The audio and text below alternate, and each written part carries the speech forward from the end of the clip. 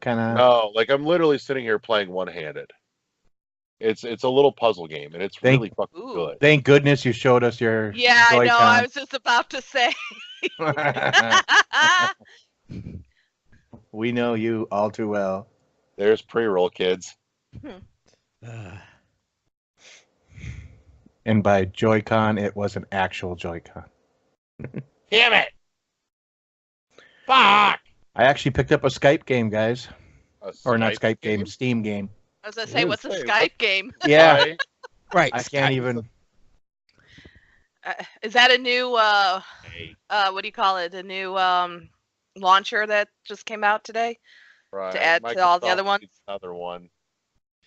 No, what'd you pick up on Steam? Enter the Gungeon. Oh, okay. Oh, okay. I like that game.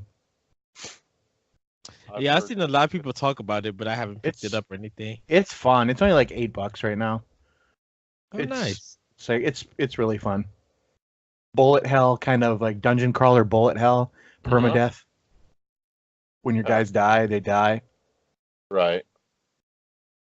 Versus when they die, they live. Yeah, you know that you can reload them, but you can't. A friend of mine was playing it when I went over to his house.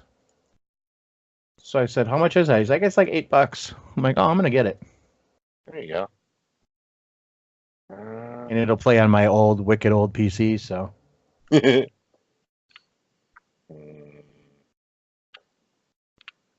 Ooh, I can make that work. Uh-huh. Damn it. Clear out. okay. Clear.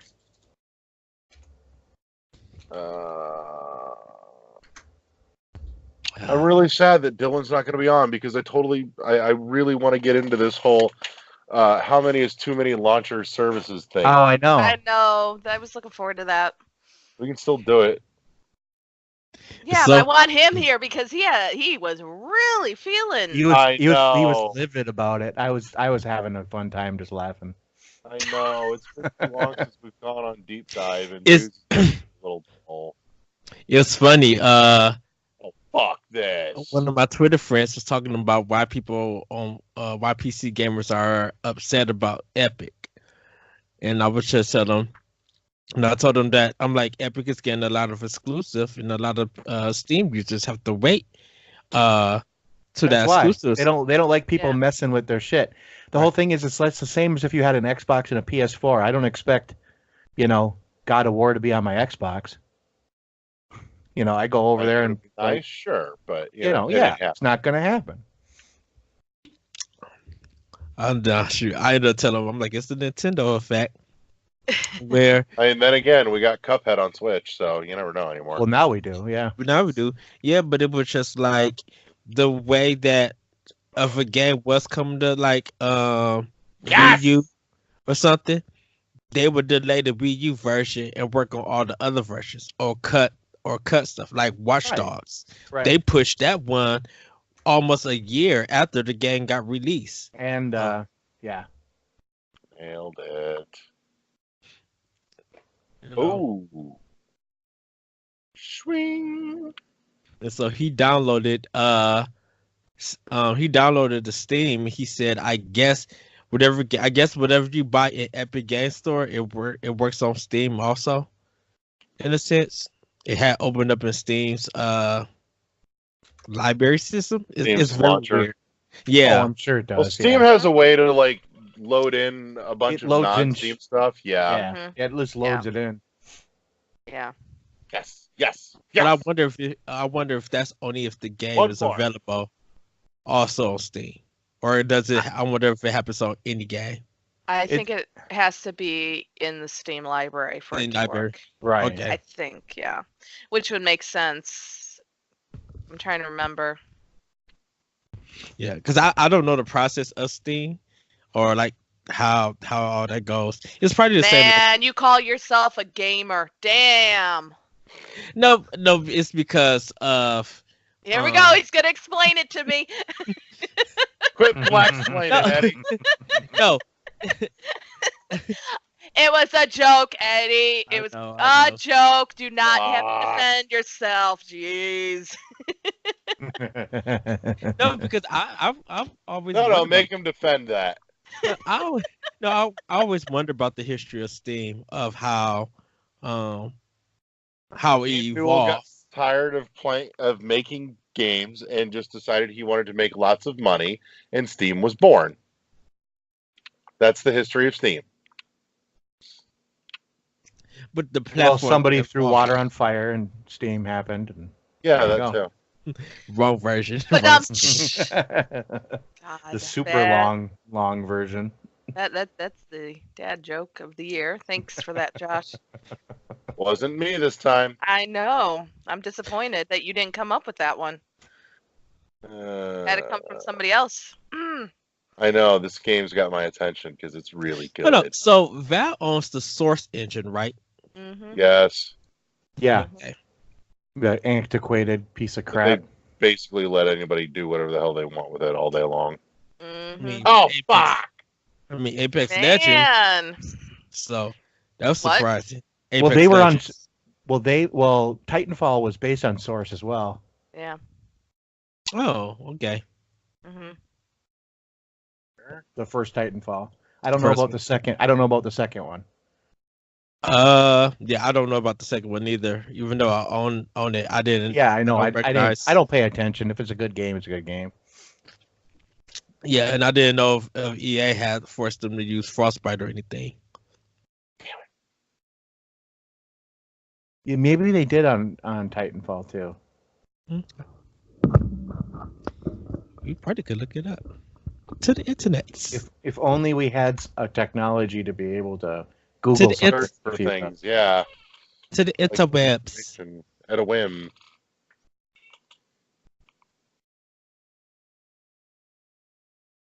Mhm. Are you guys ready? Almost. Let me get this last piece. Otherwise, I'm gonna scream if I fuck it up. You was screaming before. I know, but we're not actually. We haven't started. So if I'm gonna scream, Maybe I want we to just. have. Well, And maybe I'm but- being sneaky about it. No, I don't. Yeah, but I. Well, do we're it- live, but I don't have us. Or I don't have us off of mute. Or do I have? No, we're not. We're still muted. One of these days, I'm just gonna start it and just let it go. May as well. Half the fun stuff happens here. It'll be another news headline for us. Oh, what a day that was. You know what I'm talking about, Larry, right? I know.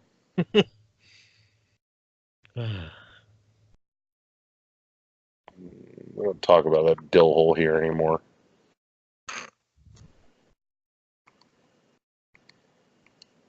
Okay, kill that. Oh, fucking stone, motherfucker. Oh gosh, language. Damn. Fuck. My virgin ears cannot handle this tonight. Oh, I'm sure. Oh, son of a bitch. Fuck this. All right, I'm ready. He's fine. What up, motherfuckers? We're back with another episode of World 1-1 Podcast. Before we dig into all the nuts and bolts and brass tacks and everything else, let you know real quick where you can find us. You can, of course, always find us at our home at world11.podbean.com, all spelled out, all one word. You should also check us out on their YouTubes and, let's see, Google Play Music, iTunes, Spotify, Twitch, like the Facebook, follow on the Twitter. Got it in one. Yeah, no notes. Anyways, I am your host, as always, Larry the Bearded Wonder. Joining me tonight is Eddie Dark Vader V. I have my Mountain Dew Game Fuel, and I am to go. That stuff looks terrible. It's sparkling. It probably water. tastes terrible too. It's what I'm drinking is Tropical Strike sparkling water. And I'm like, what the world is this? I have never heard it, and I just seen it at Target. So I'm just like, I'll get it just to try it. And how awful is it? I paid for it, so I'm forcing myself to drink it. But you know what? That's I a will ringing endorsement. Holy shit. But I I will paid for say, it, yeah. Sponsorship dollars Wow. now. I will say though that it's kind of cool how they got this cap part. So it's like a black top, Little like you seat can slide off. Yeah. So you pop the back and you slide it up to drink it, and then when you want to save it, you slide it back down and put the top down, and it locks it in. It's really cool. It's a nice thing. I'm like, I wish more cans would do this. But That's actually a very smart idea. I do like Yeah. that. Yeah. I'd buy it just for Interesting, that. anyway. Yeah, one day that'll become ubiquitous like the whole wide mouth tab did years ago for Mountain Dew. Right. Right. Which, to be fair, Mountain Dew is the one that started that too, Yeah, but now they that's did. just the standard. Yeah. And amen Just to that, by the way. Chugging it, remember? You could chug it. So, and also with us tonight is Kathy, Lord of the Stream, What's up, everybody? and everybody's favorite Josh the LeGroux. Hello. Yay. So let's jump into this motherfucker. Oh my god, video games. Kathy, what have you been playing? Okay, so I'm gonna kind of go in reverse. So I started Final Fantasy VII on the Switch. yes. I forgot how extensive JRPGs are. I'm Traditional yeah. JRPG. Yeah, I'm just like, oh fuck. It's this like is gonna- Nintendo's version of a tax for you. I kind of want to go back though and play what we know as Final Fantasy 3 because Right. Final Fantasy 7 is just like it didn't age well. It's ugly. No. This No, I know. I know the story. I know that the story is very good. That's why I want to play it. I want to have that same Mhm. experience. But damn, is it an ugly game? So I'm struggling a little bit. But so yeah, sorry. Hate to say it, but that's all right. I'm so excited. I finally got up to 4 wins in Tetris 99. Don't ask me how, but I did it. So Yay. Yay. after about Awesome. like hundreds of losses. But hey, 4 wins, I'll take it. Still chugging along in Dead Cells. I have 2 games going on. I have not done the one that I streamed. I haven't continued the save file for our channel, but been playing it on my my Twitch channel, and goddamn, that game frustrates the fuck out of me. That reminds me, by the way, I have the one from our Twitch channel downloading, and that'll be going up on YouTube in the next couple of days. So if y'all missed it, that's where you can find it. So I do. That'll be under our pipe streams section. And I do plan to come back to it hopefully tomorrow. We'll see how my day goes. I was planning on doing it this week, but just shit happens. So, Apex, goddamn, I hate that fucking game. And the problem is I bought the battle pass, so I feel like I gotta play it, but I fucking suck. I hate getting yelled at by my teammates. They need to come out with a damn fucking solo mode just so I can get used to the playing. Then I'll feel better, but you know. But their battle pass compared to Fortnite, it's kind of wah-wah. There's just nothing that's exciting. Like, I don't see anything that I want. Mhm. So Okay. it's just been kind of... It's all want because you don't want it. Yes, exactly. Thank you for putting it into that frame. Hmm. But, Aim to please, shoot to kill.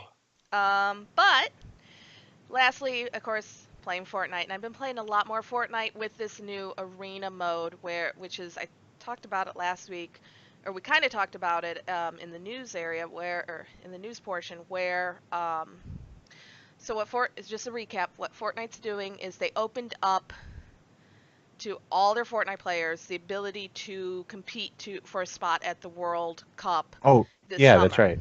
Yeah. And I've currently, I don't think I'll ever get there, but I have been playing it to see how far I can get. Currently, I have moved up into the contender division. I'm currently in, there's 7 divisions. I'm in Division 5.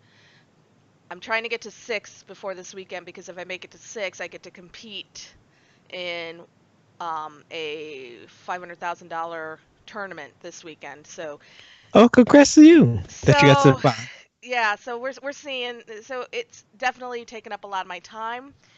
It is one of those, I play a very safe game in this mode because you earn points based on placement plus eliminations. I'm Mm-hmm. also at the Okay. point where I have to pay a bus fare to enter the game, so I lose a point every time I enter the game. So I always try to make it at least to the top 25 because I get 3 points. Then that kind of, Yeah. but it's a slow I hear process. you. And now I'm starting to play where when I was in the open division, which was free to play for everyone, I had Mhm. no problems with people. Now I'm playing against more of the pro players and better players, and I'm telling you, it's kind of cool. It's kind of cool to actually not, or to be in games with people who are very skilled. So, Right.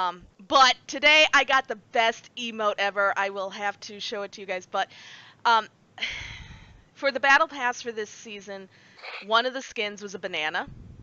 Mhm. And he's called Peely, and he's one of these progressive emotes that the longer you stay alive in the game, the more ripe he gets. So, you know, you start seeing the brown spots and everything. Yeah. But they have an emote. Do you guys remember the peanut butter jelly time? Yeah. Uh-huh. That's Yes. the emote. It is God. called Oh wow. Nana Nana. And it is basically peanut butter jelly time. So that was the highlight of my stream today, was being able to have my banana skin and do the peanut butter jelly time emote. Nice. Nice. But no, but also Fortnite's actually been in some controversy, which we can talk about a little bit, unless you want me to talk about it now, because there's a lot of players that are pissed about Fortnite.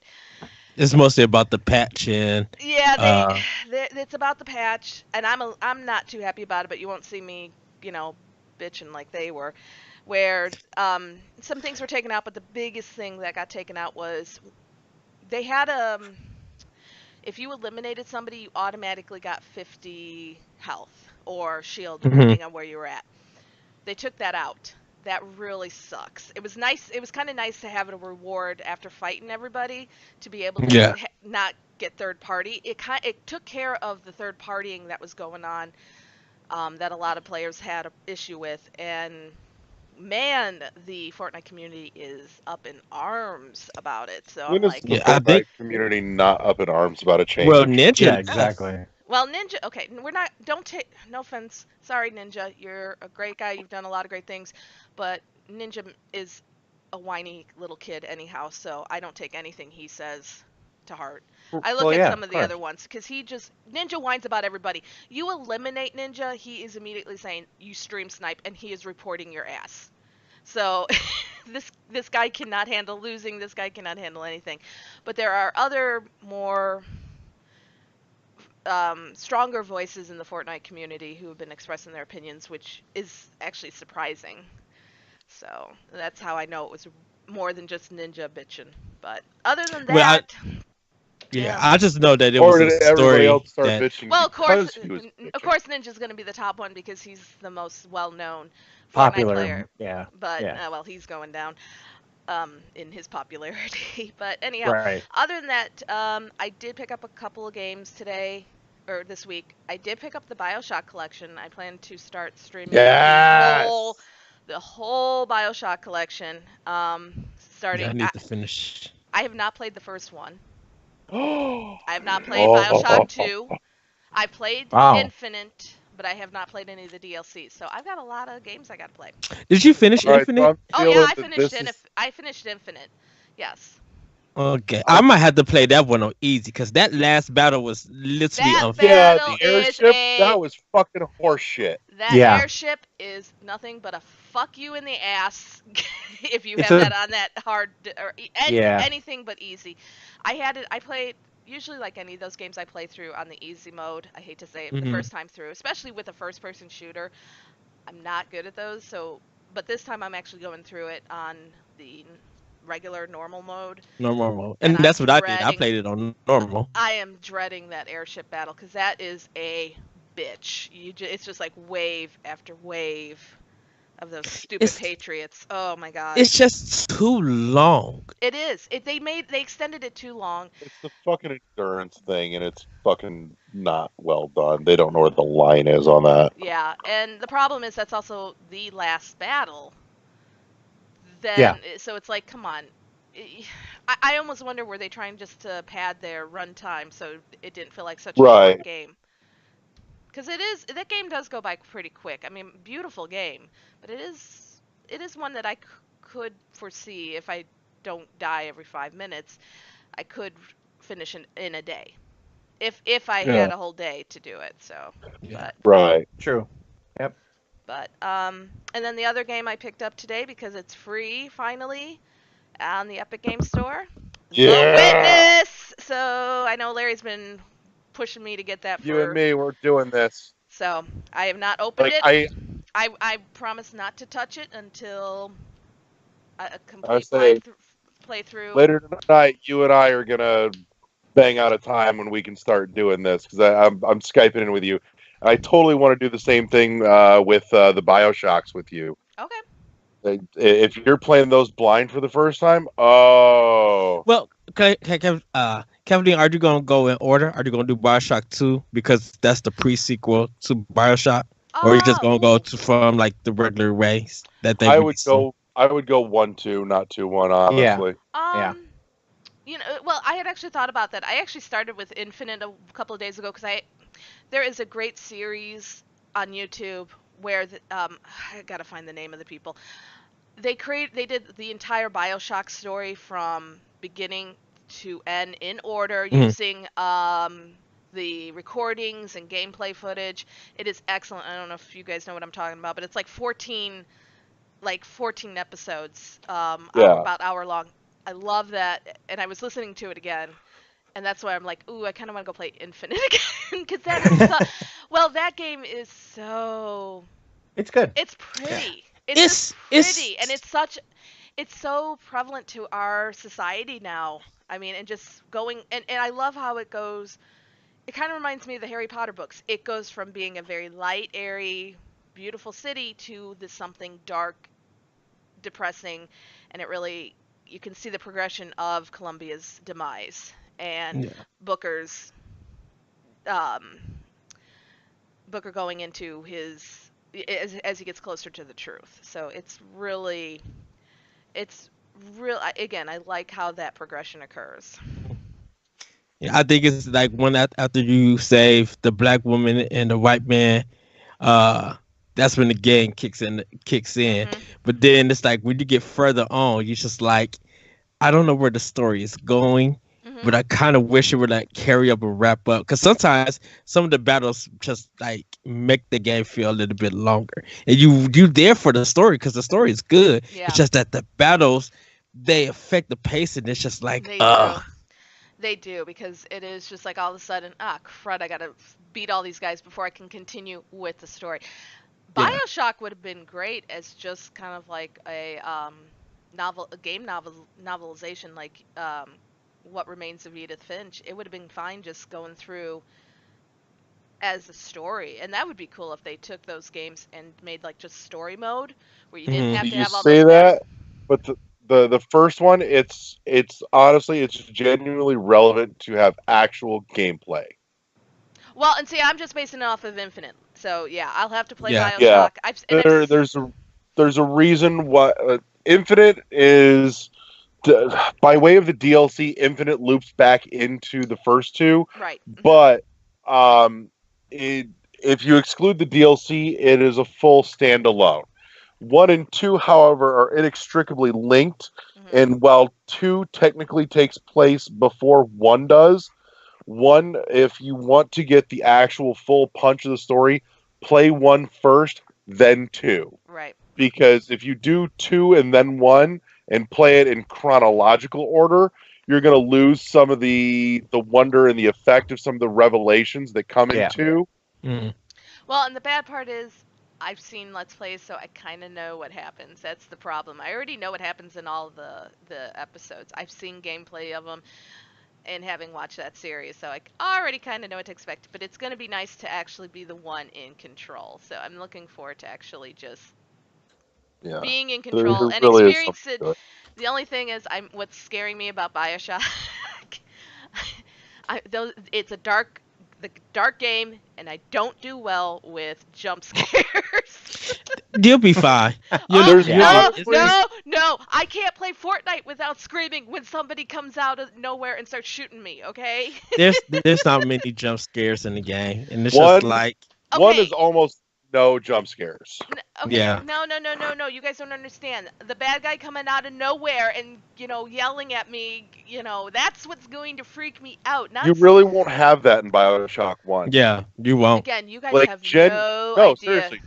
Bioshock No. 1, you will pretty much see everything. You know Before- what you know what's right. coming. You can see it, Yeah. scout it, prep and plan for it, and then trigger it. And I can Yeah. still get fucking scared. I'm serious. You could be standing right next to me. I see you. I see the whatever you're gonna do coming, and I still will scream bloody murder because it scares the shit out of me. Wow. I am notorious for just freaking out over stupid shit. I can't tell you how many times I know something's coming and I scream and I jump. Oh, Ugh. I do have one more game I started playing because I got it last week. Blades on mobile. Sorry to change subjects, but Yeah, The Elder that's Scrolls right. You were all Blades. excited about that shit last week. yes, because I've been waiting forever. So Yep. And has it lived up to the hype? For an Elder Scrolls mobile game, yes. I think Okay. it's beautiful. There is a sound. It looks like it has a solid story. There are a few things that kind of concern me because I'm at a point where I cannot go any further. Because, I mean, I could, but they tell me I don't have enough. I'm not leveled up enough, so I'm doing a lot of jobs. The controls are a little awkward because, again, if you're used to the Elder Scrolls games, you just kind of move. It's very yeah. reminiscent of the early VR for Skyrim, where you kind of just almost kind of like a point and click, where you kind of go to the next spot. Mhm. Or it's very much like League of Legends, where you click to go to your next location. Well, in this case, you tap and you move forward. But and when you do your battles, you're battling just one-on-one. But even those feel smooth and they don't feel as awkward. You're not tapping and slicing. I mean, the mechanic is you have to hold and then release. But it still doesn't feel awkward, and it doesn't take away from the fact that it is an Elder Scrolls game.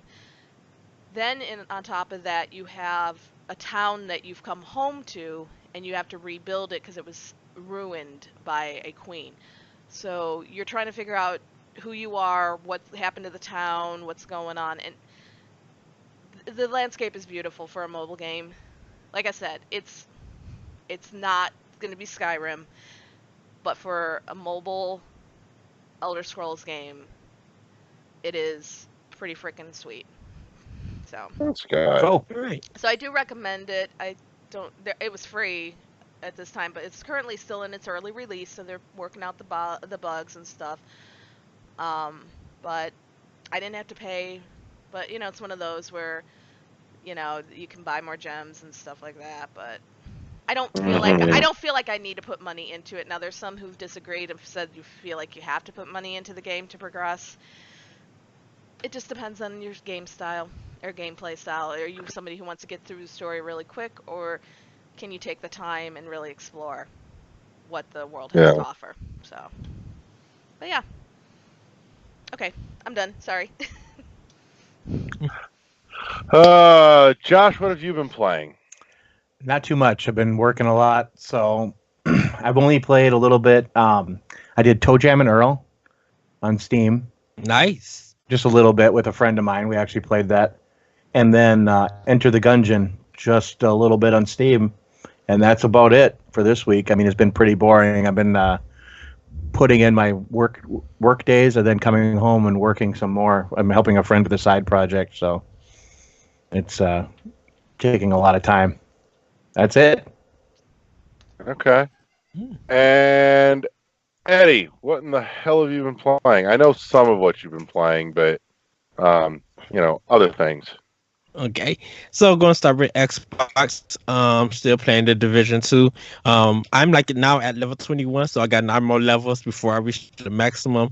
I think my progress said that I'm 70% done with the story. So there's just a few more side missions and story beats before I get to the last mission and beat the game. So been working on that for Xbox. For PlayStation, for I actually started Final Fantasy 7, Kathleen, and it's a historic game. I won't say that it's ugly because it's kind of there is some graphics cleanup in a sense, but to me it's still like this is a reminiscent of the time of the PS1 games. And during that time, some of us were blown by graphics, but I'm just like I still love the story. I still love the characters, the fighting, the material system is still the best in the series. So I'm like the content that's offered, I still do love, and I do agree it hasn't aged well. It really hasn't aged well. And I never had a PlayStation, so I never got to play it originally on the PlayStation. Okay. Which I think, had I played it then when it first came out, Mhm. the graphics for that time would have been blow my mind type of graphics. So Yes. I mean, when you think about it too, that game was supposed to come out on the 64, wasn't it? At the Yeah. time, so they, the graphics are very reminiscent of the Nintendo 64. So, and it's awkward trying to find my way. I think I keep running into things that I think I can go to, and it's not. And Kevin, I will say, have you heard of the podcast called Retronauts? Yes. Mm-hmm.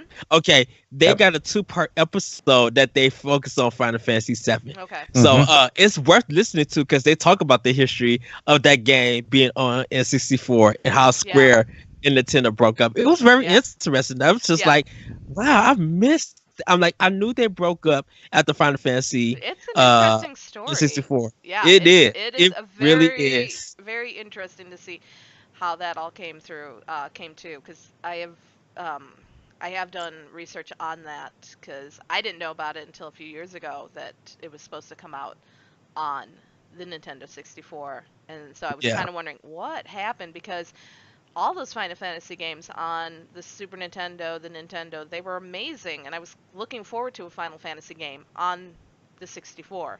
I was disappointed when that didn't happen, and I was not dropping the money for a PlayStation 1, so or PlayStation as it was known back then. Right. My mom dropped the money because it was a birthday gift to me. So I was told I couldn't ask. I was in college, so I couldn't. Yeah, I would have had to buy my own. I was past that point. Yeah. I did pick up Borderlands Game of the Year edition for PS4. And the only reason why I got it there because I actually played the first Borderlands and Borderlands 2 on PS3, and I got the Hansel collection on PS4. So I was just like, well, I want to keep everything all together, so I just bought on there. I do plan on getting the Hansel collection on Xbox One because, like I said, one of my friends want to play it, and if he decides to get Game of the Year on there, I'll get it also so I can play with him. Downloaded Destiny 2. It was one of the games I got for free due to a closure of a particular store, so I won't say no more about that. Going to try to just run through that game and see if I could still stand it on PlayStation, even though I'll be on Xbox One.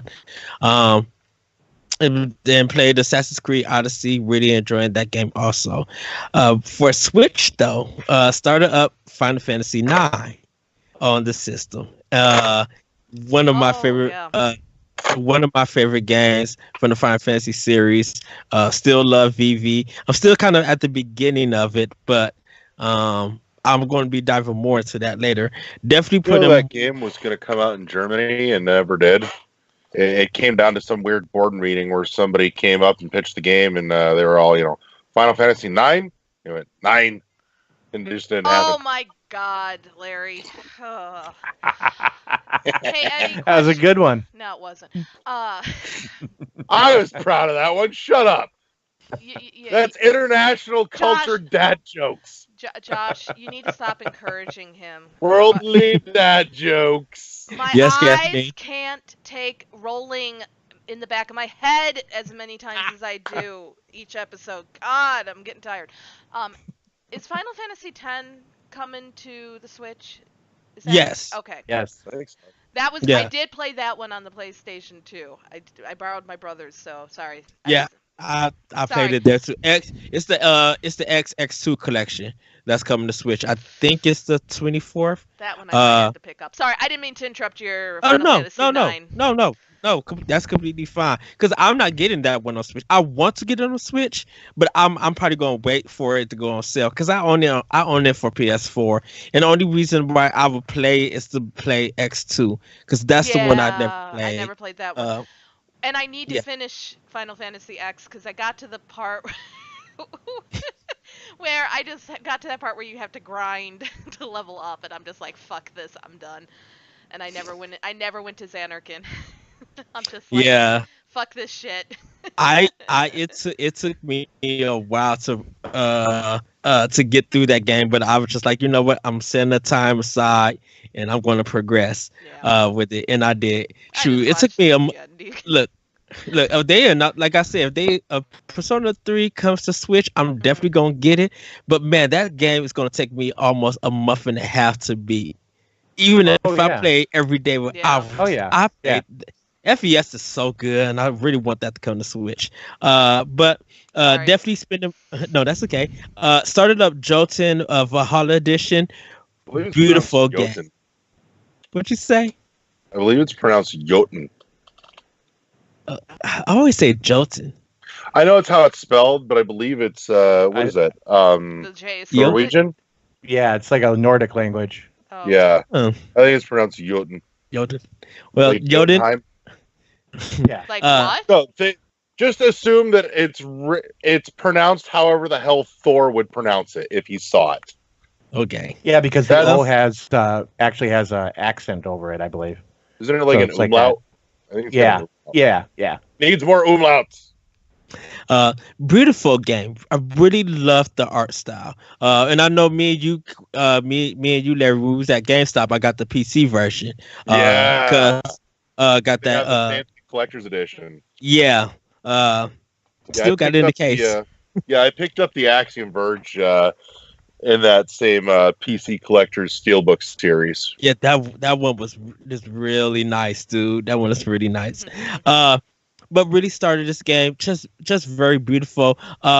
Very not Souls-like, but it's just like you got to use what they give you, and that's it. Roll with the punches. You work for what you do. And it's a beautiful game. Blossom Tales, I'm still playing, trying to work through there. Been playing Street Fighter, the 30th anniversary collection. Been playing that with my Pro controller, enjoying that. Been playing just like Street Fighter 3 Alpha, but I'm gonna jump into some Third Strike because I love that game. Getting Akuma and beating folks up. Yoshi's Crafted World. I will say, how is it? It's probably one of the most beautiful games that I have experienced this generation.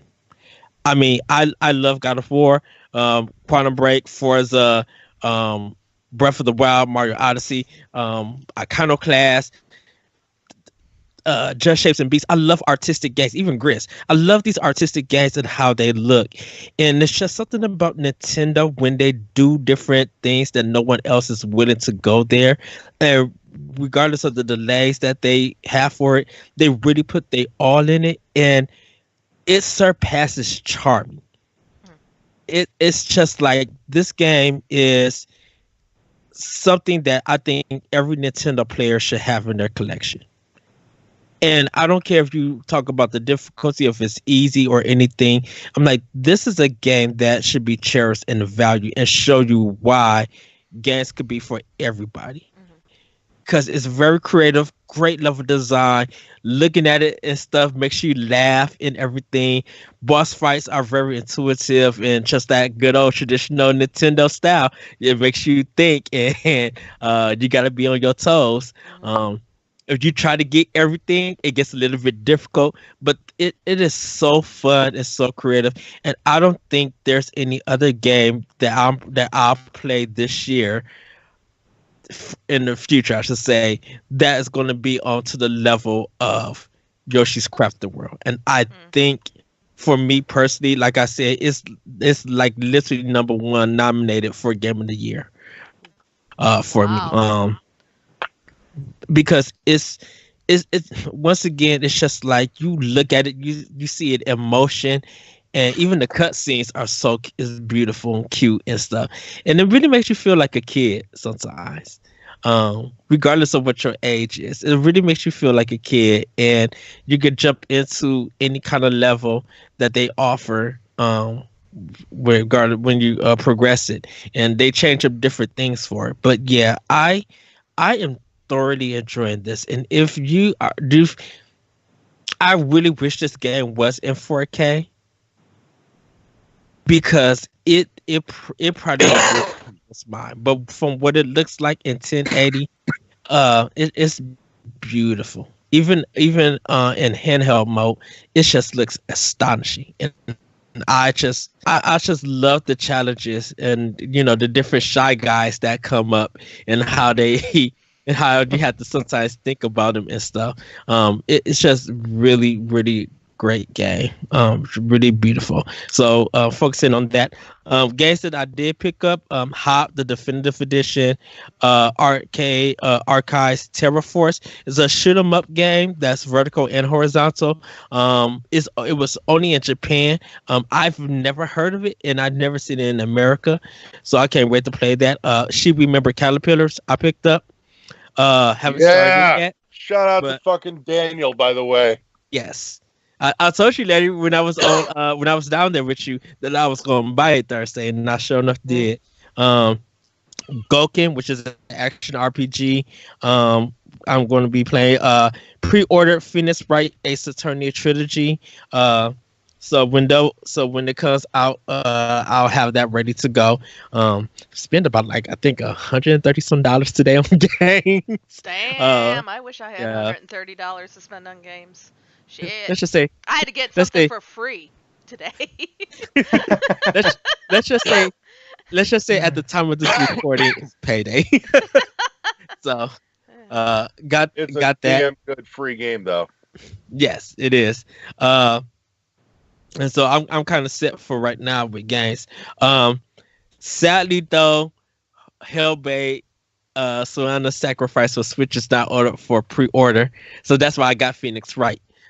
So you're only gonna be able to buy that game on the day of release, and that comes out next week. And I'm really ready to own this game, but I'm gonna run through it first on PlayStation 4, then beat it again on Xbox One, and then beat it on Switch down the line. So I'm not in a rush to get or anything, but hopefully Ninja Theory decides and Microsoft decides to do something for a physical release for it, because I would love to have a hard copy, like an actual cartridge of this game. I don't know if it's even possible though. It's just too big.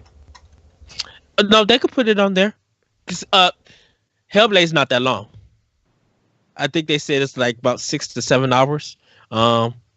It's not that long, and I think this year they're supposed to have the 64 gigabyte cards that's out, so it should be able to fit on there. I just don't know when they release it. I know they delayed the production, but it should be coming out soon. So, yeah, it's on my wish list, but I'm not in any rush because, much like you and I talked about this last weekend, that it's just going to sit on the back burner because I'm going to sit and wait and see where a real hard copy comes out. Yeah. Oh, and last but not least, Larry, actually, when I got home, there was a red envelope sitting in my living room. And I was just like, oh, what is this? Went it up, felt it, I'm like, opened it up, everybody, I have my physical version of Iconoclast for Nintendo Switch, and I'm stoked to play it. This is the one from bastard. Yes, this is the limited run I'm not here yet. Mine must have came. You got the standard. Yeah. Did you get the standard? Yeah, that's right. I got the standard. And I think mine's probably came Saturday, because I got the mail before I left for my trip on Friday. Yes, everybody. I went to Indiana. Went for my goddaughter's birthday and kicked it around with Larry. Oh, that food was so good. Shut up. Stop We're gonna talk about that later. Yes. And also everybody, we play.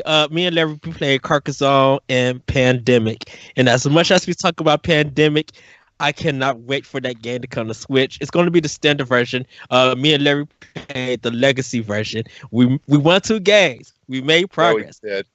Nice. Dude, the next game's gonna be so fucking brutal. Oh, Jesus, Yes. this faded shit. But we'll get back to that. It was such a great time, and I really enjoyed myself for it. But yeah, Carcassonne, of course, was just fun as always.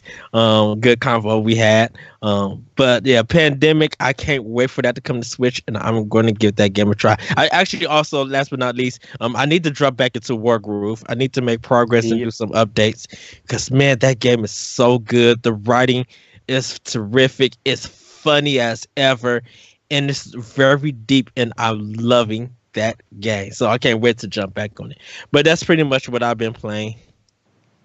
All right. So,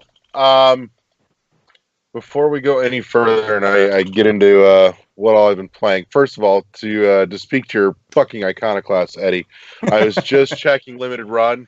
They said that the standard editions are all shipped out. The collector's editions are going out this month. Okay. Which apparently the collector's edition of Celeste and the standard are supposed to be going out this month too. It says for anybody listening and wondering that the manufacturing on the Celeste cartridges got delayed till April in order to try and get the thank you DLC onto the actual cartridge. That's the new DLC that's supposed to release, right? Because I that believe one is so. That's why Okay. they would have delayed it in order for it to release, so they can then put it on the hard copy itself, rather than going, "Here's your game now. Download some extra shit. Fuck Yeah. you." Right. okay. That's not why That's we fair. buy this shit. Yeah. So I should be getting a couple of LRG goodies in the mail this month, which means we'll have some new unboxings going up. Which, that's the other thing too. We're gonna have a mini unboxing between the Oh My God video games and the news desk in the back half of the show. Ah. Did they do a Just Chasing Beast one? No, and I want one. Because I Give want that so I bad. just want the soundtrack. Just give me the soundtrack. I'll buy it. Mhm. Don't get me wrong. I will totally drop like $70 on a gorgeous collector's edition, like Mhm. Thumper. But really, just give me the soundtrack. All the Oh soundtrack. yeah, I would. Soundtrack. Dude, I would. But yeah. If they do a deluxe edition of Just Chasing Beats, like game and soundtrack physical, heck yeah, I'll spend the money for that. All right. I don't know what the hell happened, but something went wonky with the Skype again. Uh-oh. But yeah, I don't know. I'm down to garbage audio quality, and Eddie's the only one I got video for again, and I have no idea why. But in any case, so we're gonna plow through Oh My God video games real quick, and then we're gonna reset the Skype call and see if we can get it fixed so that we can get into the mini unboxing in the break here, because Eddie brought me a present this weekend. So we're gonna show it off. We're gonna show it off on the live stream because it doesn't merit really a full unboxing, but it totally should be seen. In any case, so what have I been playing? I got to spend a little bit of time playing some stuff on my Switch today. I didn't get real deep into anything, but when Eddie was here last weekend, I introduced him to the Sexy Brutal on Switch. Yes, I yeah, forgot all buddy. about that. Yeah, So Sexy Brutal is so fucking good. Oh, it's like 4-dimensional reverse murder mystery. It's awesome.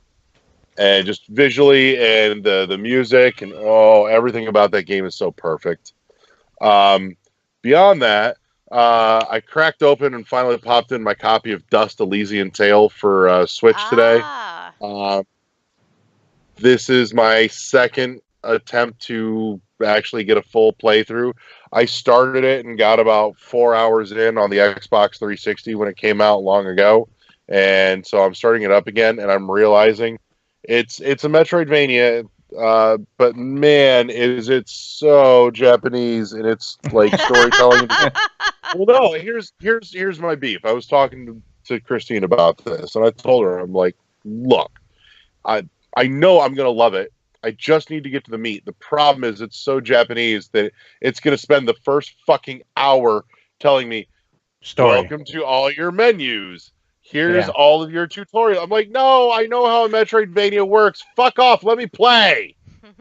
Just give me the story. Let me play. Like, I know it's going to be really talky in terms of story, which, for Metroidvanias is usually not the greatest, but it's doable when done right. But it's not a make or break. It's just one of those things that doesn't normally sit well unless you've got spot on execution with a great story. But in any case, so I'm just like, let me get to the meat of the game where I'm going to have all the fucking fun. Let me get there. So I'm just trying to finish muddling my way through all the intro shit. Also, what else? Oh, hell, there was something a second ago. I picked up a couple of games on sale on the eShop. The big one that I haven't cracked open yet, and I was going to tonight, and I started playing this other one, and it totally fucking sucked my attention away. I'm like, can't stop. But I picked up Gardens Between because it's on sale for half off right now. Yes. So hopefully this is a better recommendation for you. I'm hoping so too. But in any case, I'm looking forward to cracking into Gardens Between. I may actually fiddle with that tonight some afterwards. But I also picked up a couple that had been on my wish list. They're like $10, $15 games because they're on sale for like $2 or $3 a piece. I picked up Binaries, which I haven't cracked open yet. I just glanced at it, and it just vaguely reminds me of Jezball from Windows 95. Ooh. That makes me happy. Because, fuck, dude, I played a lot of Jezball when I was a kid. That game. God damn it. And then the other one, so I'm sure you guys wanted to know what the fuck I was screaming about before we started this shit. I picked up this weird little fucking game for like $2-3 called Kensho. Kensho. Kensho. Is that no, that's Metal Gal. So Kensho is like the intersection of a Venn diagram of The Witness, Shape of the World, and Tetris, as well as like the little tile slidey puzzles that we all had as a kid that we fucking hated. Yeah. It's like the intersection of a Venn diagram of all four of those things, and it's really good. Like for $2-3, holy fuck, go buy it. And it looks super pretty in 3D. Like, kill the lights, get some headphones, turn on the 3D if you can. Man, is it cool. It's super simplistic, but it's brilliant enough to be fucking infuriating. But that's most of what I've been playing. I'm totally looking forward to getting into a Witness with Kathy now that that's free. That aside, some other non to semi-related video game things that got played. Like Eddie mentioned, he came down for the weekend, and we busted out a couple rounds of Pandemic Legacy. I was so happy to get to finally play some more of that. For anybody not familiar, just keep an eye out. The base version of Pandemic is coming to Switch. Play it. It's really good. and then when you find out and discover that you love it, get a couple friends together for a regular like once a month game night and go get the legacy version because it's awesome. So, but then the other, actually there was two others because we did play a few rounds of Carcassonne with Randy and Nick. And Carcassonne is currently out on Switch. I have not played around with the Switch version of Carcassonne yet. Me neither. I've heard it's not bad, but it's not stellar. It just kind of is there, which frankly, that's really all you need for Carcassonne anyways. Right. The joy is in the game itself, not it doesn't need billions of bells and whistles. Fuck that. The only thing I'd like to see is if they made available like for DLC all the expansion packs for Carcassonne, because there are a ton, and I would happily pay like $2 or $3 an expansion pack a piece to get to play with them to decide if I wanted to actually invest in the physical versions of those expansion packs for my collection. Mm-hmm. Right. That would be a really smart thing. Somebody better fucking get on that shit. There's your free $1 million idea. Let's say, and then the one other thing, yeah, that. So this is where board games and video games kind of collided. I got to introduce Eddie finally to Drop Mix. Yes. So Drop Mix, I'm pretty sure I've talked about this before, but I'm going to talk about it again because it's fucking awesome. So Drop Mix is an electronic board game by Harmonix, who made fucking Frequency and Amplitude and started Guitar Hero and then left Guitar Hero and then did Rock Band and all that nonsense. And now they're doing board games with Drop Mix. And it's a mesh of board game, card game, music rhythm game, and you get 3 different games all for the price of one in the box, which is fucking awesome because you get a multiplayer head-to-head mode that's turn-based, and then you get an up to 5-player co-op mode that's speed-based, and then you get a new-ish, because this came out after they had finished and released the game. They sent out a free piece of DLC because the game, the board Bluetooths to like your phone or your tablet for the software and the screen portion of it, so you can kind of understand and see what the fuck's going on here. They released free DLC, adding in a new single-player puzzle mode, which is kind of a combination of turn and speed-based, and it's really fucking cool. And inside of that, you almost get a mesh of a Tetris-y type game too. Yeah. So, but that game is a total fucking bang for your buck. Even at full price, it's absolutely worth it.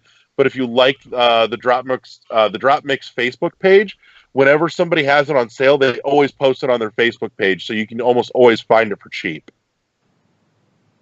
So that is a fucking banging game to get some friends and family around for. It's such a good music when everybody contributes. Like you would just hell yeah, mixes that you would never think of.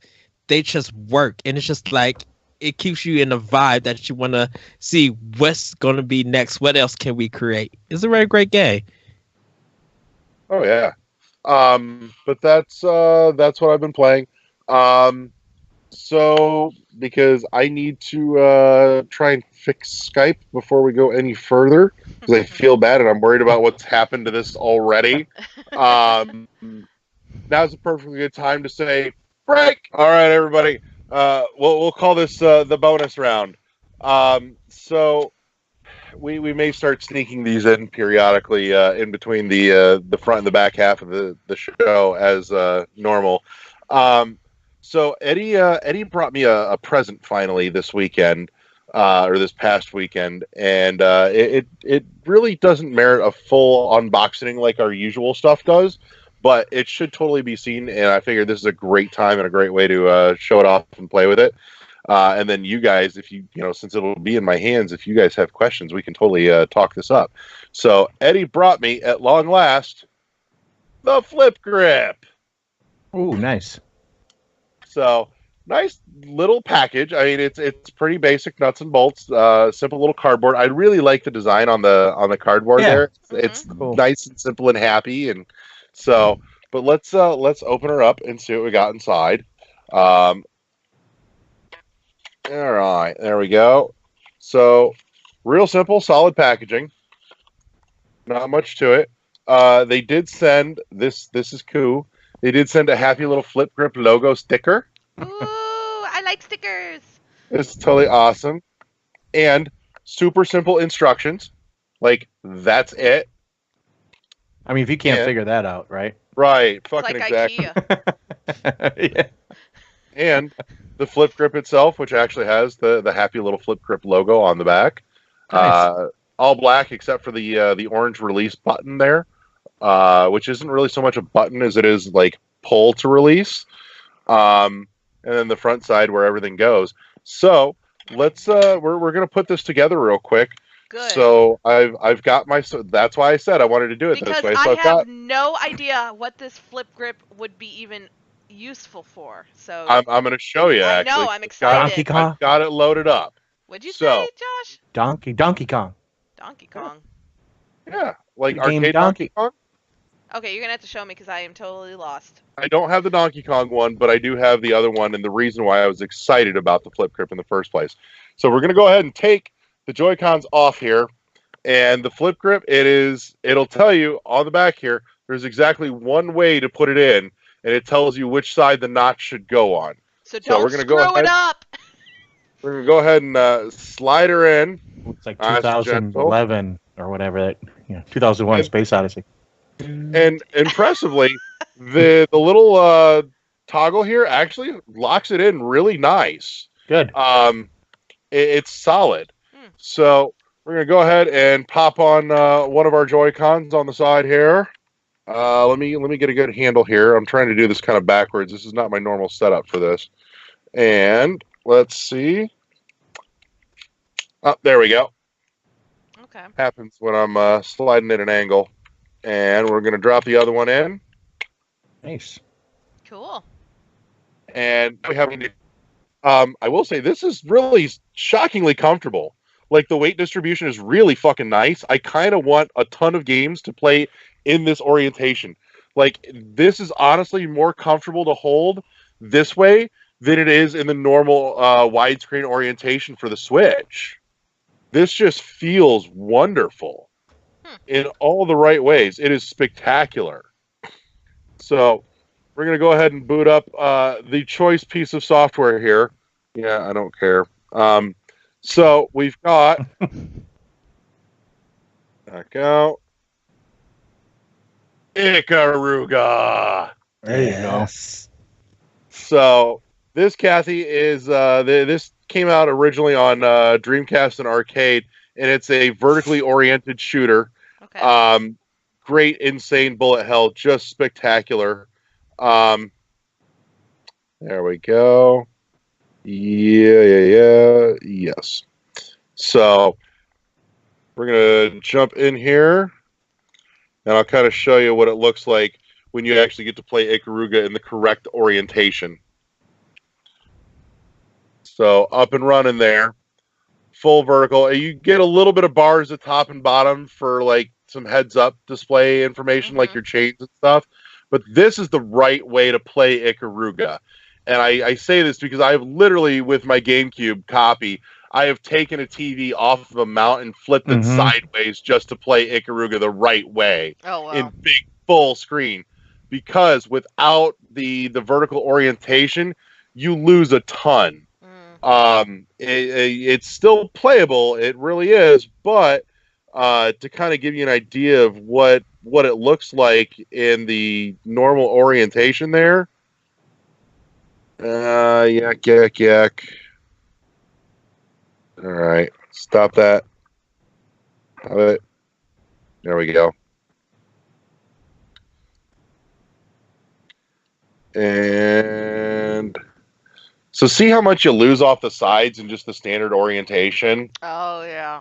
That's it down. So having the flip grip there to actually be able to play it in the correct orientation, in a vertical setup is absolutely the way to go for Ikaruga. And the flip grip gives you a great way to do it finally. Additionally, because the way the flip grip sets, the kickstand on the back of the Switch here isn't going to do shit for you.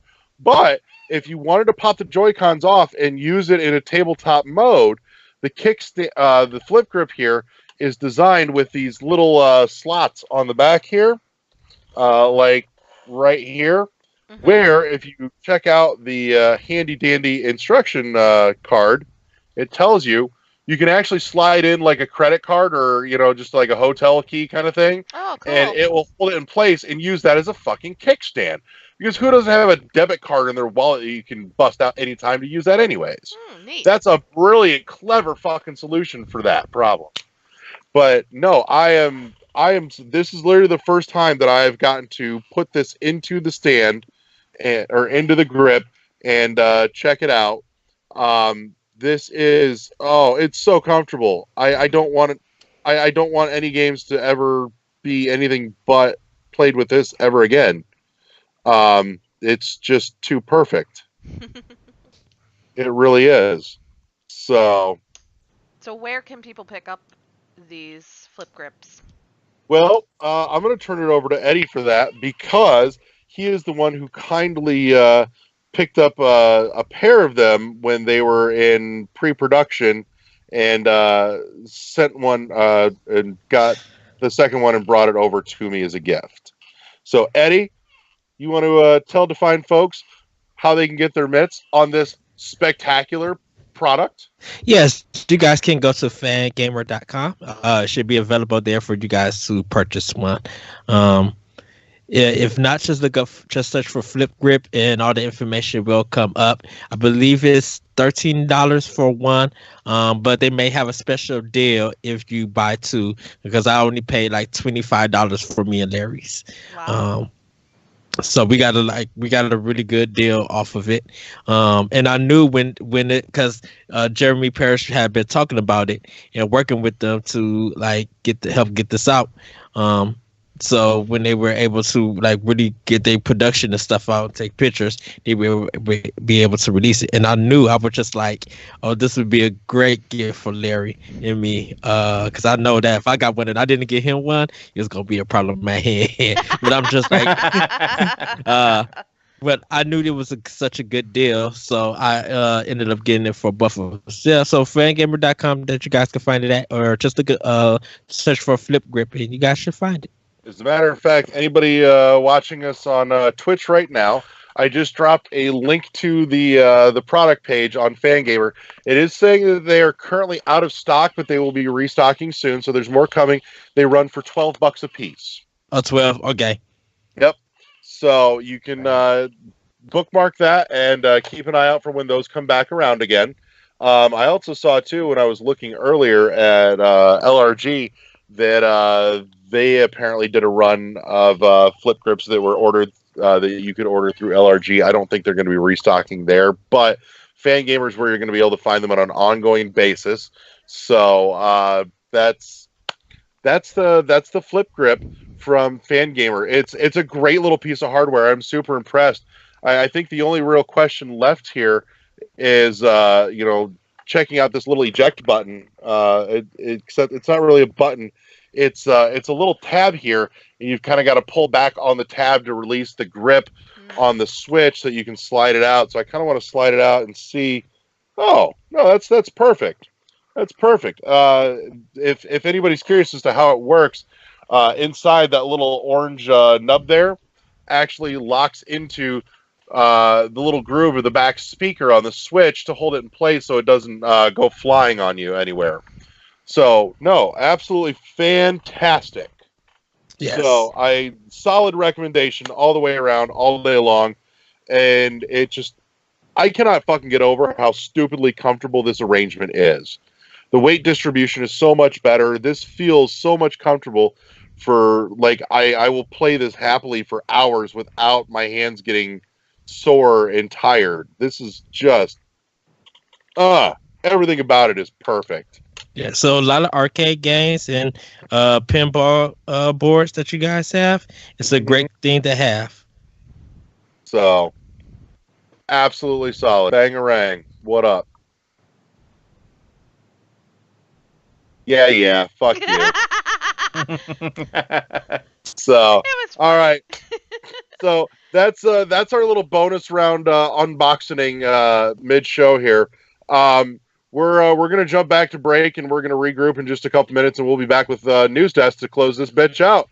So we'll see you in a few. Welcome back to the back half of the show, everybody. This is where we either go into a deep dive or like tonight we are going to head on over to the News Desk with a little beep beep beep beep beep beep beep. So yeah, that's the thing. So we got what, 3 stories we want to jump into? Yes. Yep. Right.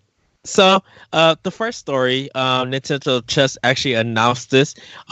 They showed off their Toy-Con VR. They announced it a couple of weeks ago that they was bringing VR to the Nintendo Switch, and they kind of had a design. But for this one, they showed off you'll be able to use it with Super Mario Odyssey and The Legend of Zelda Breath of the Wild, and different parts. We don't have a price for it just yet or a release date, but this is going to be Nintendo's first array into virtual reality.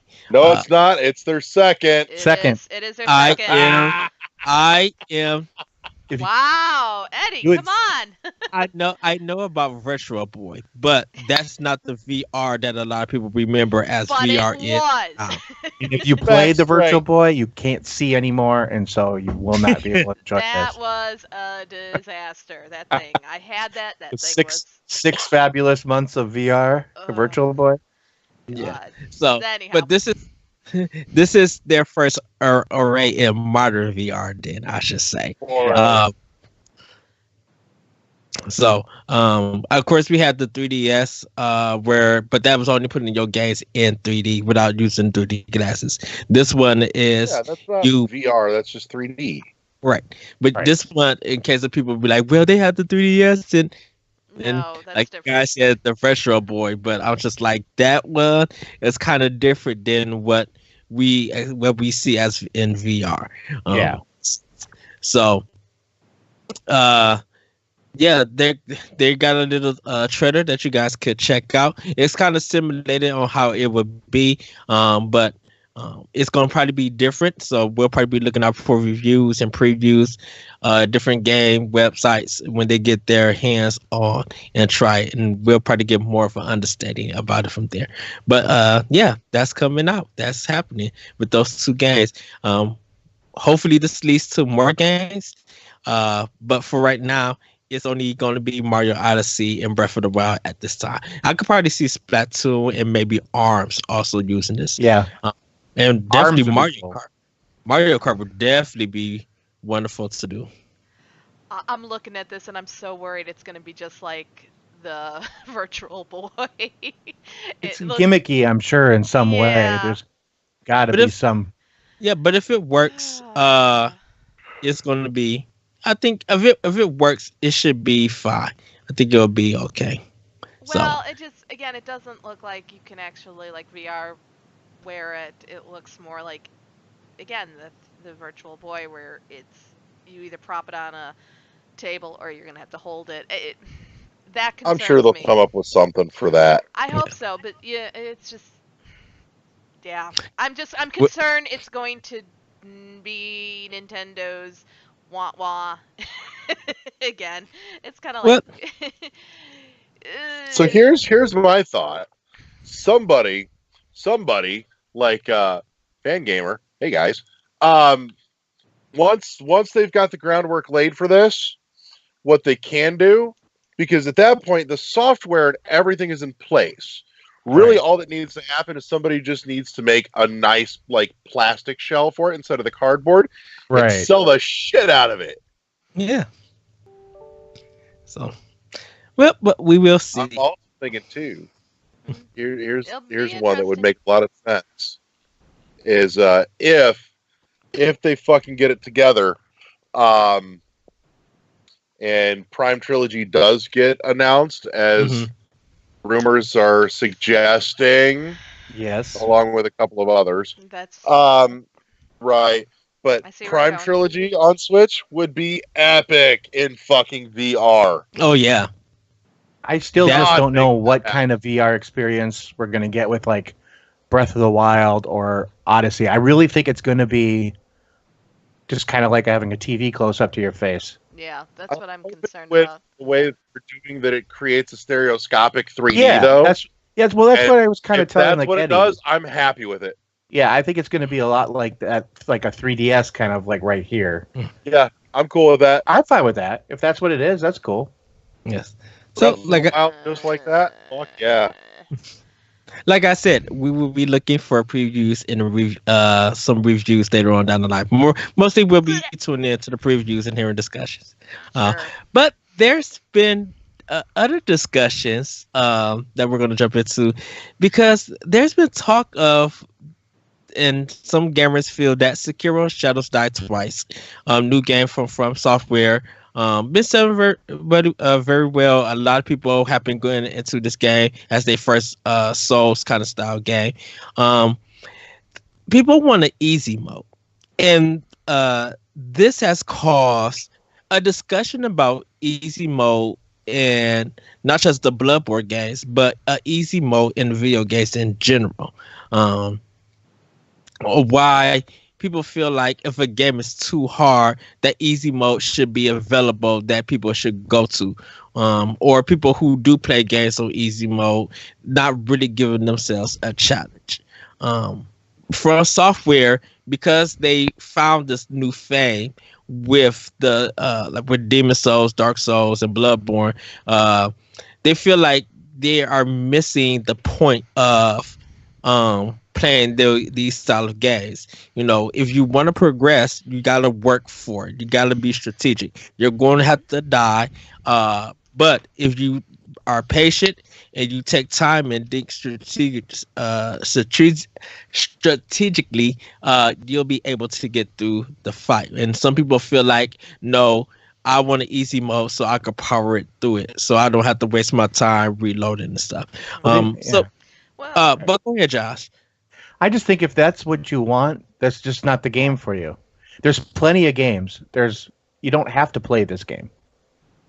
I mean, honestly, if you want that, why don't you just watch a YouTube video of someone playing it? but what if I want the experience of playing the game? And let's be honest. As I'm getting older, my hand-eye coordination is getting less. I Mhm. might want that easier mode so I can have that experience that everybody else is having, but not have to maybe stress out about the fact that my skills are slowing down, just because, let's face it, as you get older, your skills, your dexterity, your hand-eye coordination does slow a little bit. Now, and we're seeing the rise of older gamers. I mean, heck, I just saw an article about how the gaming granny who plays Skyrim all the time, Yeah.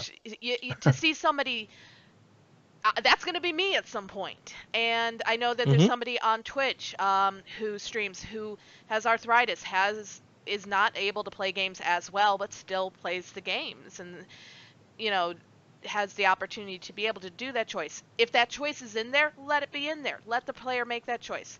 Who cares? If it's in there. If you don't want to do it, don't do it. You don't have to play in easy mode, but this gives those of us who maybe would struggle playing the game through normal but want to have that experience as everyone else has, that opportunity. And I mean, I hear you too. Sorry, Eddie. I hear you though, Kathleen. Okay. But why does a developer have to have an easy mode in something if they don't want to put it in there? Just Oh. like the person, Well, then like a developer saying they don't want. Let's say they're saying, no, this is not the way we wanted the game to be played. then that's I mean, fine too. Yeah. Like, okay, I'm sorry, I misunderstood where we were going with this story. I thought people were complaining because Well, they want an easy mode. They want easy mode. Okay, I thought there was an easy mode, and people were complaining because there was an easy mode. No. Okay, so No. flipping on this, No. I think the developer. Okay, so now that with a different thought, see, I'm arguing a totally different side and had a totally different thought. Okay, developers can do whatever the hell they want, and like you said, if they don't want, why waste the resources to put in an easy mode? If I want to play the game, I'll play the game. Okay. Sorry, I was arguing for a different side. No, no, but you No, still, it's both valid. made, Oh, right. yeah. You still made a valid point. Oh, I'm just saying I misunderstood what the issue was. I was thinking it was one way. Well, for this one, it's just really Sekiro Shadows Die Twice, because From Software don't put an easy mode. A lot of their current games are hard and different. Right. And a lot of people who are just jumping into this genre, who's never played none of the like soul genre games, they're not understanding the concept of why it's hard and why they have to work to make this progress. A lot of gamers kind of in a way have been somewhat baby and handled where they're not frustrated to the point that they want to stop playing or the game is unfair stuff. But when you play a game from Software or any kind of Souls game style game, the challenge is that it's going to be difficult, and you have to work. You have to earn your not only your progress, but you have to really work hard and earn to get stronger. And that replayability is the key opponent to these style games. See, and that's why I'm glad that I grew up with the generation I had, because Right. with the Nintendo I mean, come on, our games sucked. Yeah. Talk They about weren't just difficulty. hard, they were They were- unfair. So, as somebody who's been playing games, it's like you said, Eddie, you're right. A lot of these younger gamers, and especially if it's the younger gamers that are complaining, they don't know what it's like to not have that option.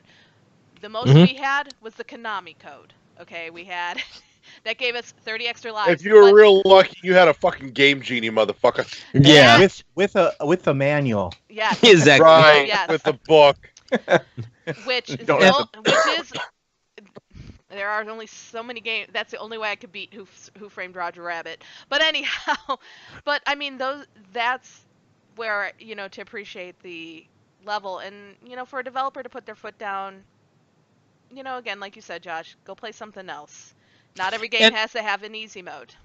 And I think gamers who are, when you're jumping into a genre for the first time, you have to learn the mechanics. You have to actually get your tail kicked, die a lot, misuse some things to be like, oh, I messed up, to actually learn what this genre is all about. And that's how games used to be. That's how games used to be. You didn't know what you were doing. A lot of people bought Monster Hunter World, but never played the Monster Hunter series on their PlayStations or even Nintendo systems. So them jumping in thinking that this is going to be an easy system to get into, and then be like, I don't know what I'm doing, is because you never played that. You never played that genre of game, and you never played that franchise. Yeah. But there are now tutorials that people are making videos of and putting it out there. Yeah. And it's very weird when gamers complain about a video game's difficulty. People find that if a game is too easy, like Kirby Epic Yarn, Yoshi's Crafted World, if they're too easy as an adult, it's too babyish, and it's boring, and I don't want to play. But now you're playing Sekiro, which is giving you a bigger challenge. You're complaining that it's too hard. Now you want an easy mode that's almost like a Yoshi or Kirby. So it's kind of weird that people complain about a difficulty in a video game. Sometimes you just need to play what is offered to it and appreciate what that challenge is going to be. Now, there's going to be some problems along it. There's going to be some things that you don't agree. That game or that genre might not gel with you. But if you actually work hard and find a game that works well for your expectations and what you look for into a game within that genre, you will see that, okay, this game not be like, because to me, I respect Bloodborne. I don't think it's a great game, but I love Neo. They're both like Soul games, but Neo is a bit faster. And I've never played any of I have Dark Souls for PS3. I tried it, and because the camera was so janky, I was just like, no. Yeah. But I played Neo, and I'm just like, this game is great. It's fantastic. It's up to my speed. And also, I stated that when I play a Souls game, because I play a lot of action style games like Devil May Cry and Bayonetta and stuff like that. That my reflexes are different, so I can't use that gameplay style for these Soul games because it's about being patient and working your way to get better. So, any other thoughts before we get into our last story? I don't see why anybody's bitching about there being an easy mode in this shit, because frankly, what harm does it cause you personally to have a fucking easy mode in there? Nobody's putting a gun to your head and telling you that that's the only way that you're ever allowed to play this fucking game. Like, seriously, just play it however the hell you want to play it, and if somebody else wants the easy mode because they struggle, let them fucking have it. It literally does not hurt you at all. Yeah, it's not a multiplayer game. It's not, it doesn't affect that at all. I wish there was an easy mode in Fortnite. Look, I was about to say that.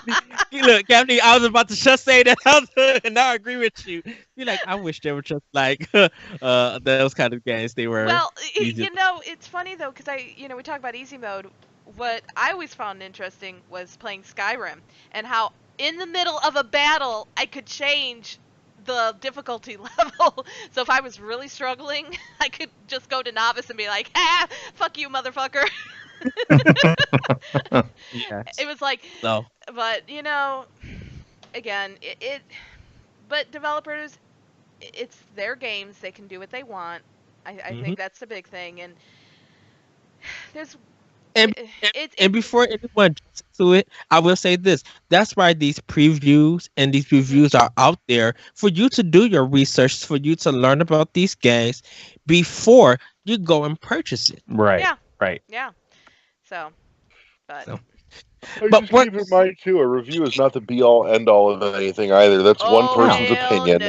And... Oh, hell no. Because, there's a lot of things I like that people hate, so, Right. each your own.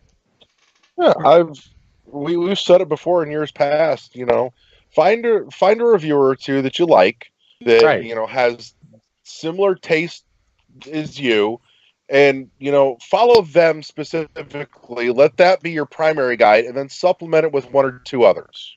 Or just That's do like me. probably the smartest way to do it, honestly. Or just do like me and just get whatever fuck you want to play, and then either be disappointed or be happy with what you got.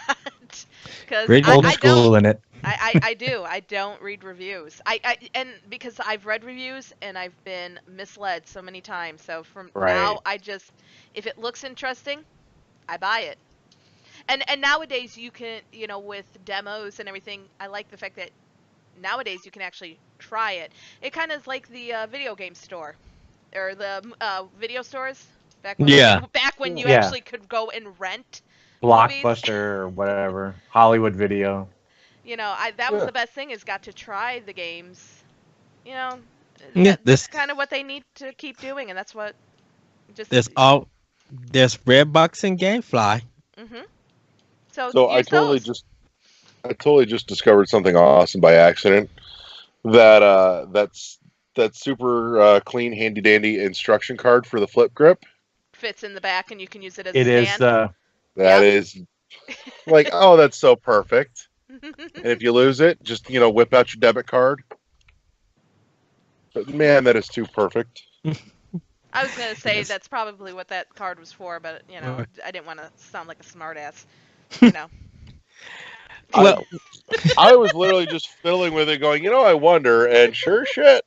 And it fits in nice and snug. It holds nice. It's like, hell yeah. Yeah, I don't want to show that I'm so smart. Gotta keep myself a little dumbed down. Well, we're gonna get into our last part of the news and for this conversation. So Borderlands 3 has been announced last week, and new trailer is out for the game, and then more news came out that the Epic Store has a 6-month exclusive that Borderlands 3 is going to be released on that platform along with the games on September 13th. And it has caused a stir with a lot of PC gamers, definitely those who are Steam owners. And people are trying to figure out, why is Epic getting all these exclusive AAA games, and Steam is not getting them. And we all talk about competition, but now it's just to some people it feels like it's not competition. It feels like it's an unfair advantage. That this one platform gets it and this other platform doesn't. People feel like if there's going to be competition, it should be able to come out on both platforms. The same like stuff come out on consoles on the same day. That's the competition there. But what did you guys think? Did you think this is an unfair advantage? Do you guys feel like this is competition? And will more games that's coming to PC go to Epic over Steam? I think Epic's got a good running start here. Yeah. I do think that if Epic keeps on the path that they're going, that they're probably going to snag at least a solid handful of big exclusives that's probably really going to fucking stick in Gabe Newell's craw. Sure. Now, that being said, Gabe could probably counter that by including all that shit in, the spring, winter, fall, and summer sales on Steam, just to make it up in bulk on the back end because he wasn't there to get the initial sales. But I don't think it's. I think it depends on the game. Like Borderlands, I think is going to be a sizable loss for Steam. Not that they won't survive, but I think they're definitely going to lose out on some fucking money. Oh, sure. And that's Yeah. what they're pissed off about. Well, it's kind of What I don't get, and Dylan spoke to this too, what I don't fucking get is why all the gamers are fucking pissed about it. Like, seriously, what's with the brand loyalty to fucking Valve and Steam here? Because Well, there hasn't been the competition, but Right. I mean, here's the funny thing: is there was never with PC gaming you had basically one stop, but with console gaming, there's exclusive games to different consoles. This is what we're starting to see with all these new stores coming out and all these Right. game launchers. Is that I wouldn't be surprised if we start seeing games exclusive to certain launchers. The best part about this is, yes, it sucks having to have all these launchers, but they're all free. I didn't have to pay like I would have to for Right. It's not a Xbox. console. No, it's not a Yeah. console. Yeah. So, but it does take up space, Oh. memory space Minimally. Not really, though. not much, but it does. And some people, don't want to have to remember so many passwords and logins and stuff like that. But I mean, I have about 6 launchers going right now, and I'm okay with it. I don't understand what the big deal is, whichever one you get it on. But each store has different policies, and that was kind of, I think, Dylan's argument was Epic right now does not have a return policy because they're still relatively new. They're new at this, and where Steam does, so there's that concern there. I think the gamers are. And there's just that loyalty. People are still loyal to Steam, so why? People hate change. They hate having to make changes. Josh, what's your thought? Because I have something to say. I'm gonna say something after you that I think a lot of people don't see. But go ahead, Josh. I think that people gamers don't realize this is going to be good for the gamers in the long run. The competition is good. I mean, if I go on to Epic Game Store, for example, I can't buy Left 4 Dead on that. I can't buy Portal. Right. I can't buy any Valve exclusive games on there. So, they develop those games and they're on that. To me, I think it's just stupid to argue about it. Just go to the launcher you want. If you're going to play it, you're going to play it where it's available. I mean, that's how I feel about it. Well, hell, I just got a game that I was going to spend money on for free. With The Witness. I've been planning to buy it, but I just couldn't afford it. Hey, Epic gave me an opportunity to be able to get it. Maybe Steam will start offering games for free to compete. So, like you said, it's going to be for the gamers. This is great for us. I think with a lot of PC gamers is that be careful. They don't see they don't see the business side of this. Right. Yeah. Because of what Epic is offering for returns for every sale of that game. Randy Pitchford and everybody at Gearbox, 2K, all of them probably thought if we're going to do this on PC, we'll get a better return on our part with Epic than we will with Steam. And until Steam changes their policy on how a company gets revenue from those games, we're just gonna make our money off of Epic. Yeah, these games cost tons of money, $100 million. Yeah. I mean, they gotta, You bring up a good point, Eddie. I mean, we've seen what Epic has been offering the developers for, the price points. I mean, Steam needs to start competing, or this is why they're losing their business, because these game developers are getting more money from Epic.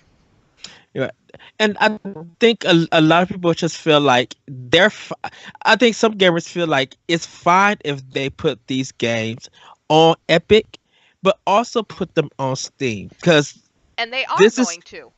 It's just a delay.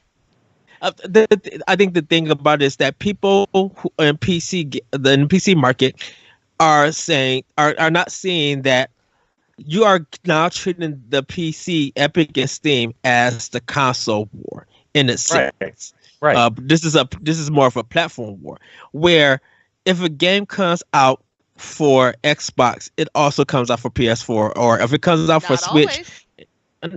Not always.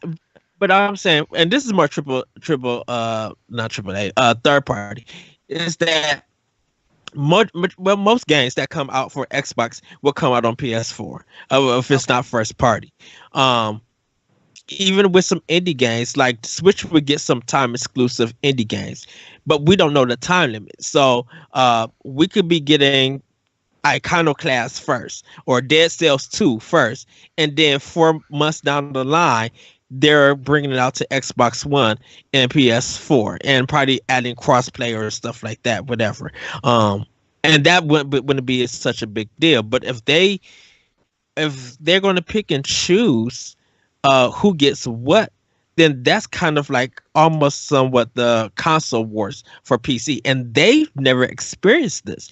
All they got to do was like, ha ha ha, look at you guys, Master Race PC, and people would say, that. But now they're experiencing what console gamers have been going through for years with different video game systems. But with the business side of it, because of definitely if they're using Unreal, there's more value and that Gearbox or that developer and publisher is going to receive than what Valve is offering, because Valve doesn't offer, that I know of, the source code to anybody. Or anybody. A lot of developers are not using the source code. Like, we all were surprised that Apex Legends is running on the source code. That's something Valve built up. So we don't know. That's kind of surprising to us. That's happening. I think right now is that if PC players want to play it, if you still want to play it on your PC, play it on Epic Game Store. It's not going to hurt you. No, it's not. Or play it, or just play it on console when it comes out. You have available time. Or better yet, wait for it to come on Steam and finish your backlog or any other game that come around that time. Because, like, for me, I'm deep into Nintendo Switch for a lot of games. And when Borderlands is, when it comes out, that'll be the next party PlayStation game that I get. And then it's back to Nintendo Switch. Right. For me personally. Because there's just a lot of, I know what I want. But if I was a PC player, I'm like, okay, I'll play it first on Epic Game or the Epic Store.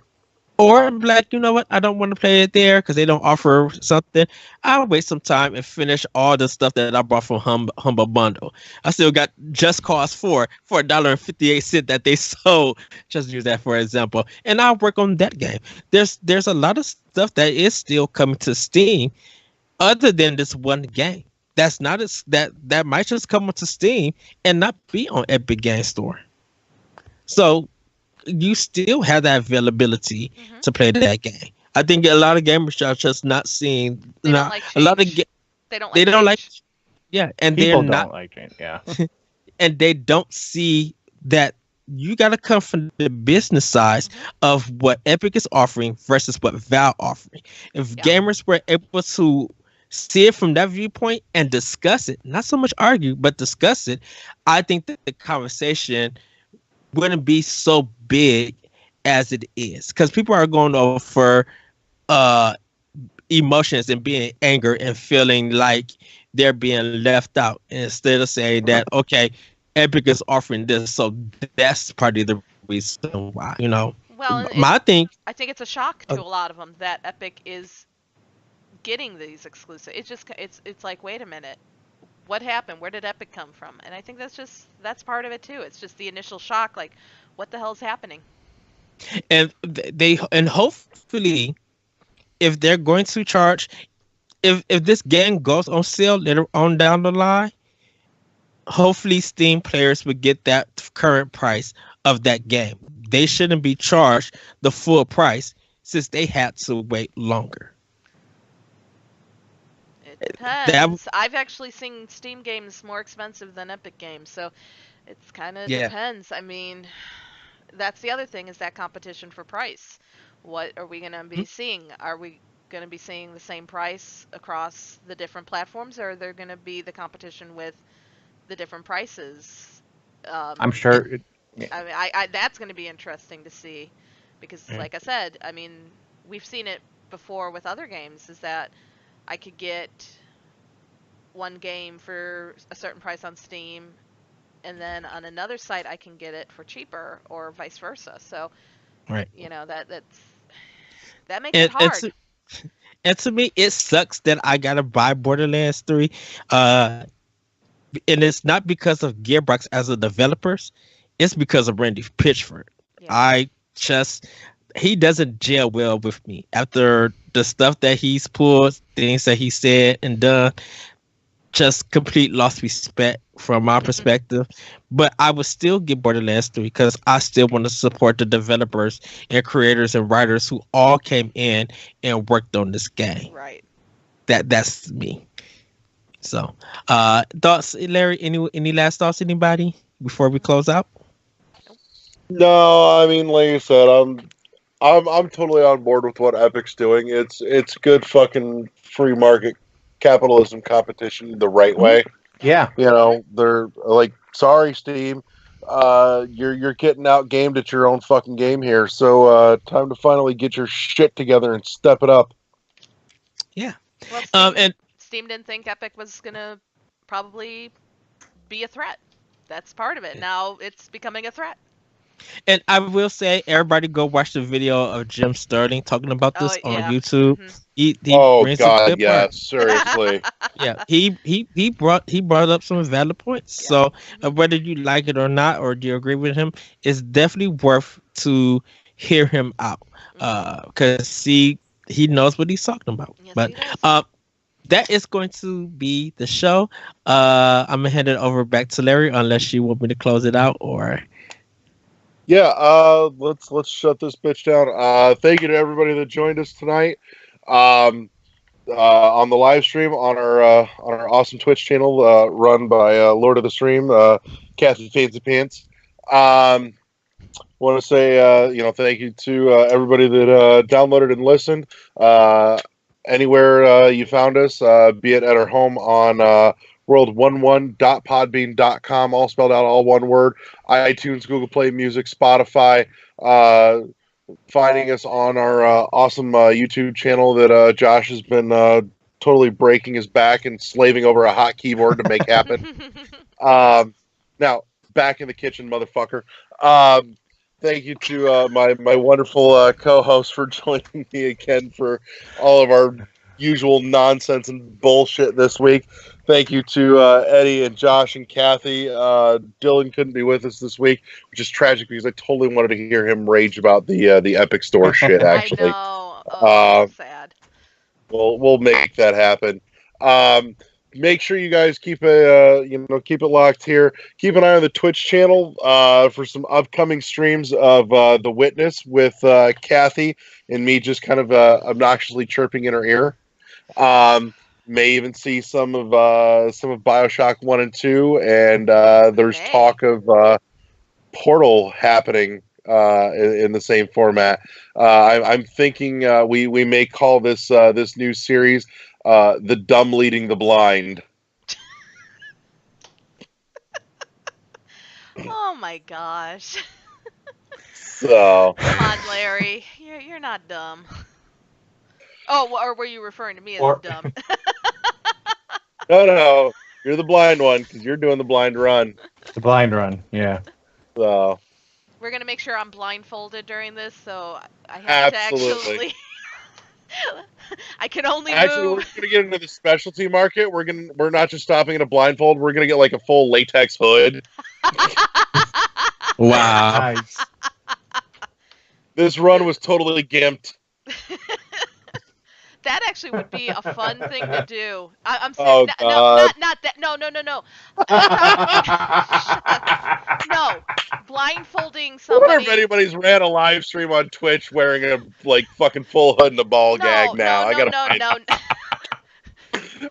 Probably is not allowed. No, but what I'm serious though, like actually not being able to see what I'm doing and having somebody guide you, telling you walk forward, walk.